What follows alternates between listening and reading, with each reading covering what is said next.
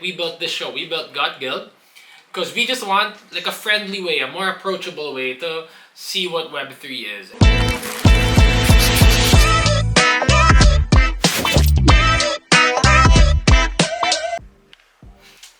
The show is called Got Guild, and to be honest, it's meant to just simplify all things Web3 and just make it approachable for everyone.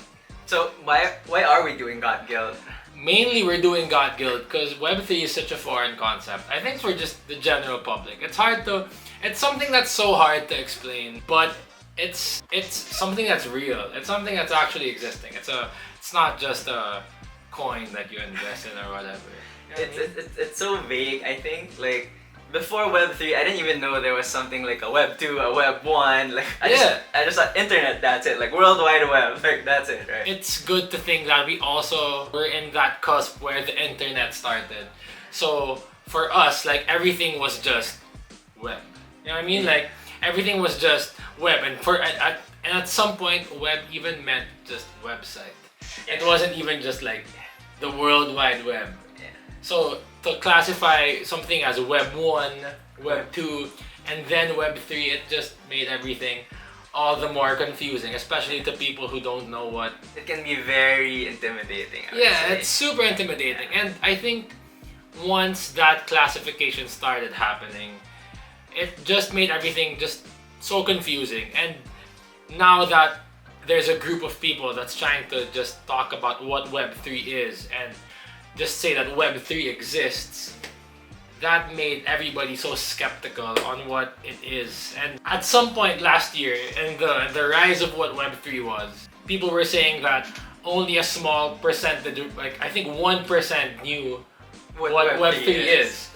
And in that 1% of people who know about it, it's not like everybody trusts it or believes in it, right? So it's just hard.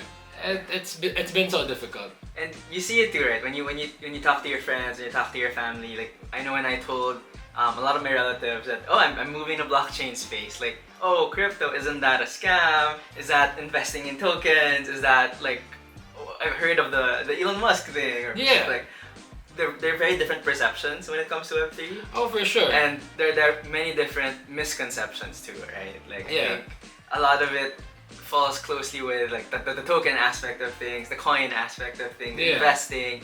But I think it's really forgotten. Like there's a lot of forgotten meaning behind what Web3 actually is, which is the tech behind the thing, right? Like the cryptocurrencies, the blockchain technology. I think that's something that we often overlook.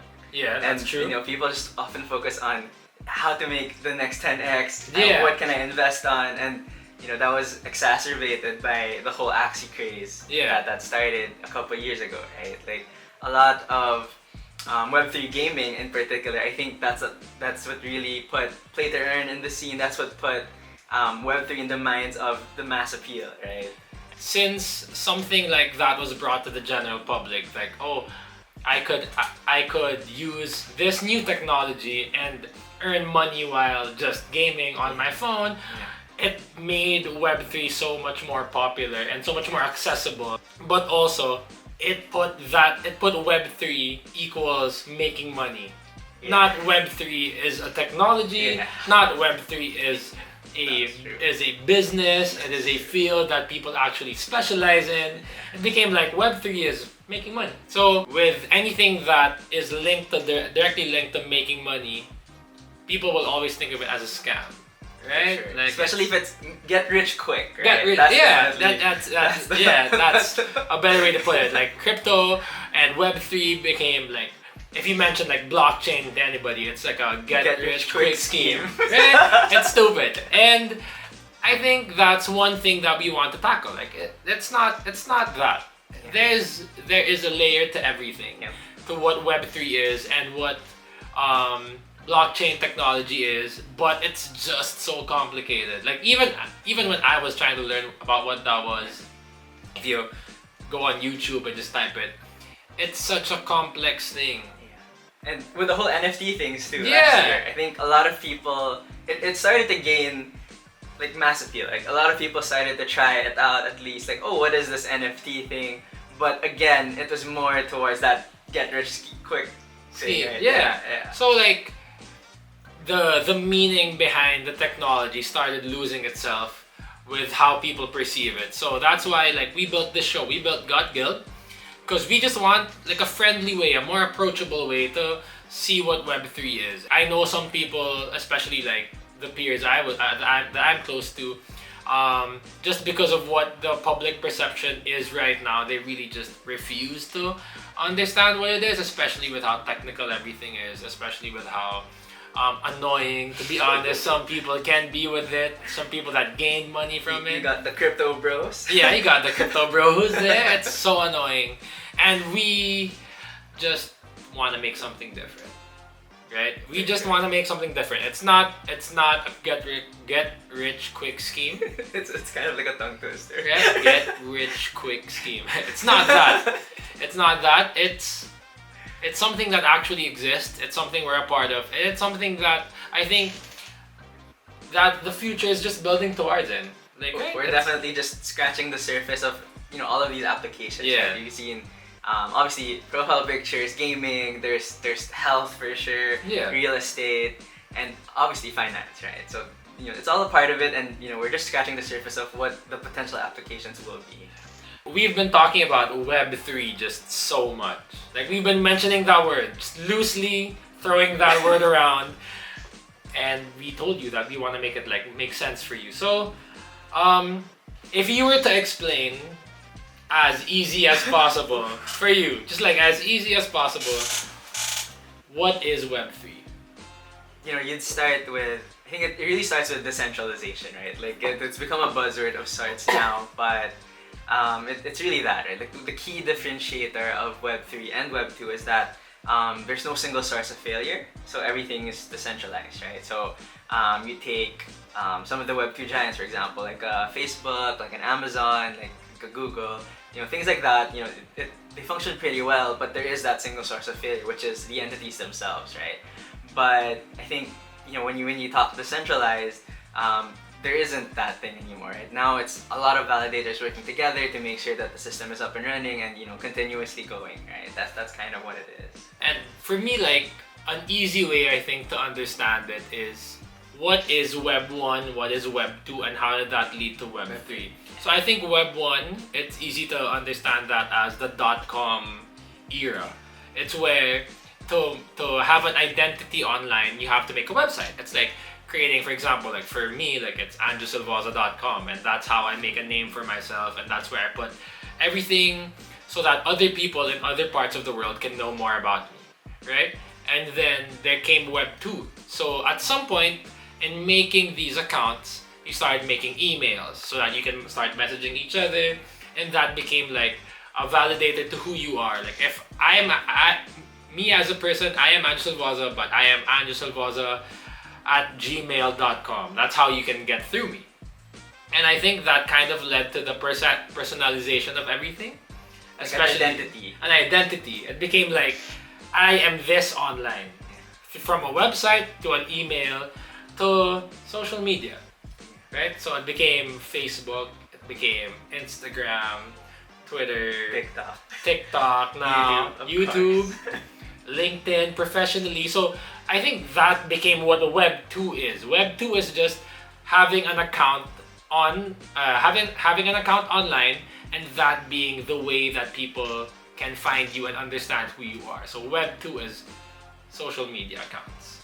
So how does that now lead into what Web 3 is? So I think Web 3 became creating wallets.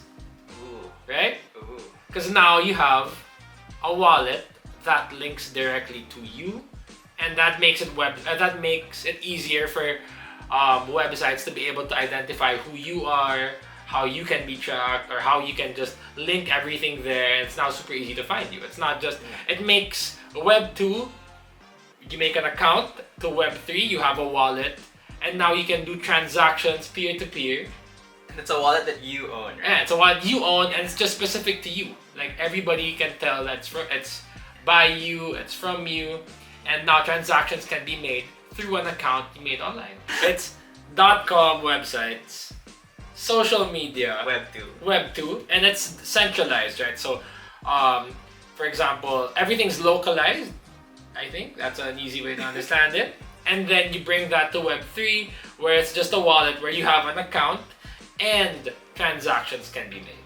And it's guaranteed, it's verifiable by everyone. Because if a transaction is made between me and Matt, and we both have wallets, anybody around the world can check that. If you check this code, then you can tell that it happened between us together, because our accounts are linked. It's really also the ownership, I think, of the wallet. That's something very important. Like in Web 2, you don't own those profiles, right? Like ultimately, the websites that the social media websites we use, they own the profiles, right? Yeah. They have rights to use whatever they want in your profile, technically. But for Web 3, you kind of have full ownership of it. So like, take your wallet for example, it's completely yours. Like no entity going down will be able to take away that wallet from you. Oh, like, that's it's true. really yours. And it's something that, to be honest, at this point in time, it feels like we're cavemen, right? Like we're cavemen trying to build fire. Discovering new tools. Yeah, we just discover new tools I'd say every week there's a new tool. Yeah. Every month there's a new tool, and it's growing faster than we're trying to catch it. So I can understand why the concept becomes so much harder for people, because if you got lost in the mix early on, now everything, when it started developing, it's harder to catch on, right? So I can understand why that's complicated. So with Got Guild, with this show, the way we can make that easier is we can bring experts in the field that can simplify what they're doing. Let's ask the experts. Right? Yeah, let's just ask the experts what they're doing. And it makes concepts so much easier to understand.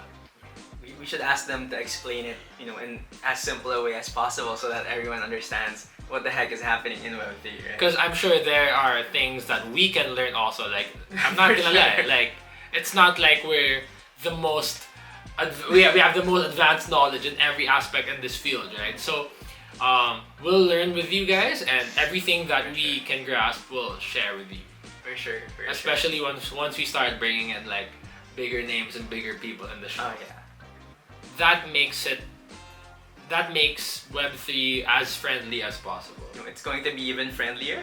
Maybe. For sure. We'll find ways to make everything just a lot more approachable, and to make Web3 be human. Web3 isn't a scam. Web3 isn't a Ponzi scheme. Web3 isn't something. It's not a risky investment. It's something that exists, and it's something that's to be learned, and it's built by people for people. So as we're seeing a lot of AI stuff happening recently, right? But we're kind of going to make it more human instead of more AI. Yeah, right? like it'll make sense for you, cause it makes sense for us.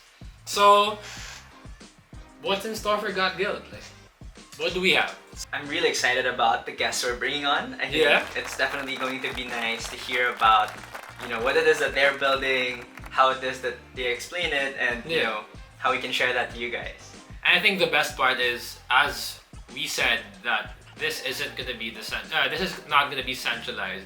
We are gonna be everywhere. Like, the goal is that we're gonna try to find ourselves in different places, in different cities, talk to different people, different nationalities, different languages. It's just translating. We're gonna find ourselves in different places, different cities, and try to make sense of it wherever you are. We'll try to be where you are. And that's everywhere in the world. And that's everywhere in the world. So yeah, it's gonna be fun. There's gonna be a lot in store, and we can't wait to have you on and just get to talk to you every week.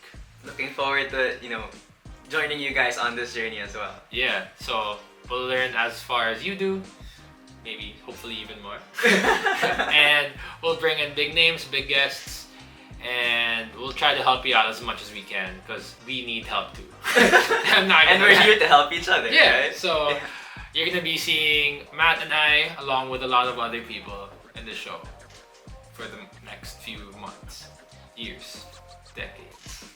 Life. But yeah, we can't wait to have you guys on. We'll be seeing you in the other episodes. Till then, see you guys. Guild out. Guild